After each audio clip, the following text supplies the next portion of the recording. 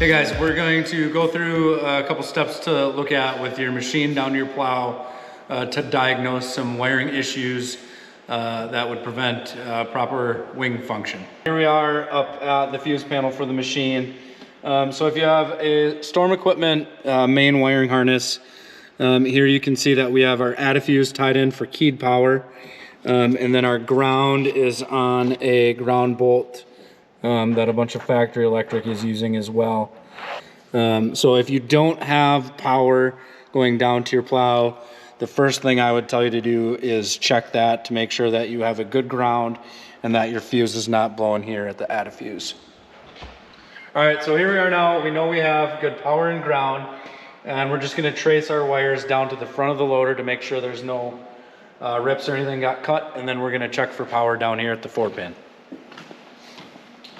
So with your test light, you're going to want to unhook the plow side connector. Find a good spot to hook that on, and then Brady will test a function here with our wiring harnesses like this. That top left would be our left function, which works. Right side works. So there we know we have working power at this 4-pin receptacle.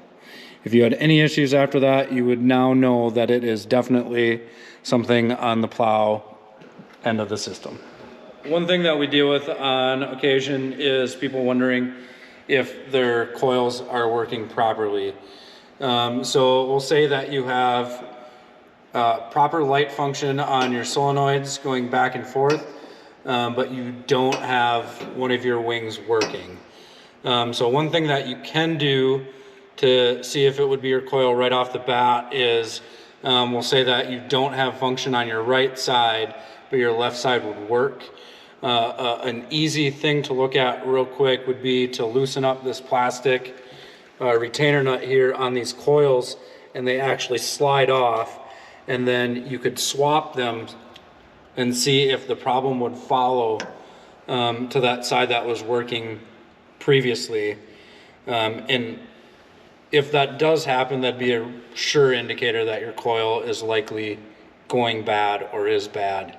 Another way to check and confirm this is with a multimeter, and we'll show you what that looks like here. So here we are at the table where we got our multimeter on, and we're going to go ahead and test our coils.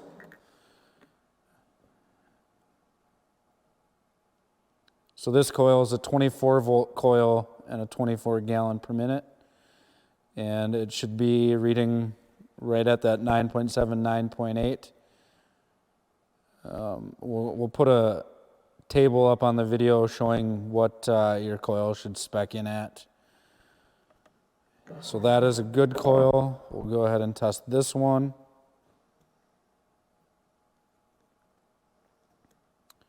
So on the multimeter, we're not picking up any readings, so that coil would be bad.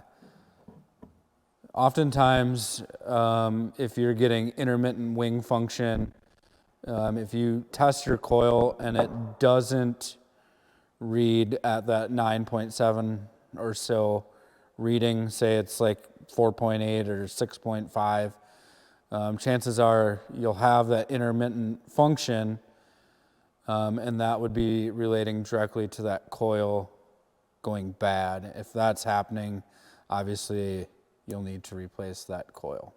We had a snow event this past weekend, and I was out plowing and ended up pinching one of my solenoid wires, and just want to show you kind of what that'll look like, just to give you guys an idea on some things to look for, and then we'll talk about how to fix that quickly in the field. And then obviously the end thing is you can just scan the QR code here on this solenoid, and it'll bring you right to our website, and you can order a brand new one. But Brady, he'll turn the key on here, and we'll show you kind of what it'll look like if you have a wiring issue with your solenoid here going. So there you can see the left side is engaged and working. And then here we'll show you what happens with the right side when you'd have a pinched wire. So there you can see I have it making connection, and there you can see it faded out back in.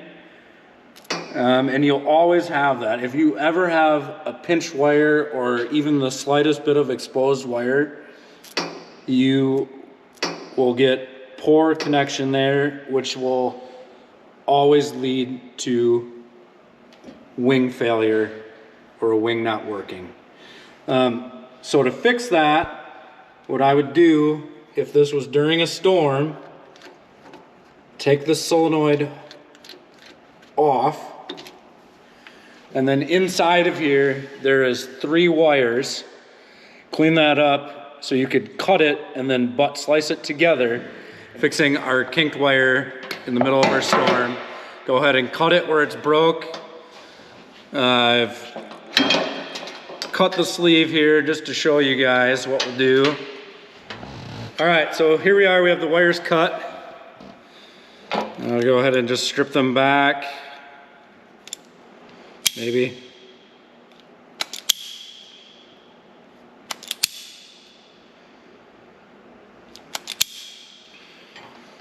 And do this side.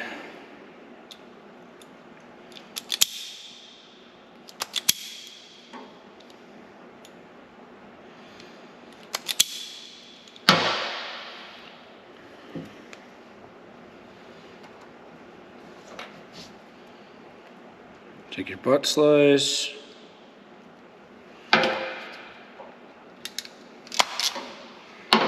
Crimp that.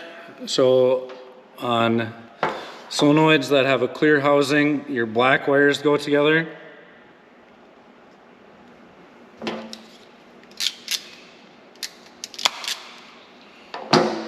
And then your white and green wires go together.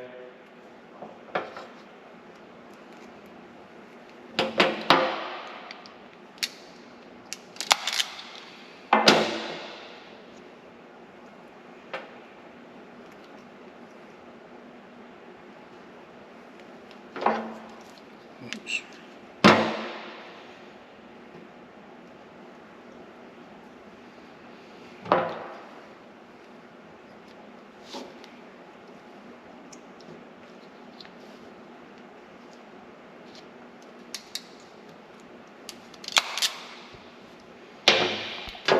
And there you have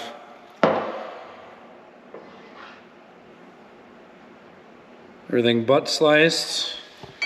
And then in this event, should be able to hook it back up. Get it threaded on there. And tight. And now Brady will turn the key back on and it'll work 100% flawlessly until you're able to get a new solenoid. So, I'll also show you guys how easy it is just to take your phone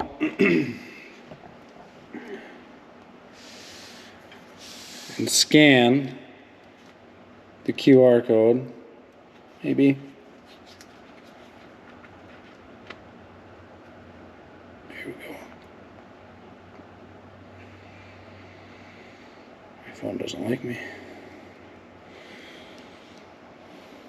Bring it right to it.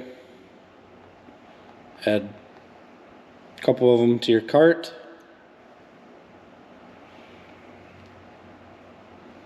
Enter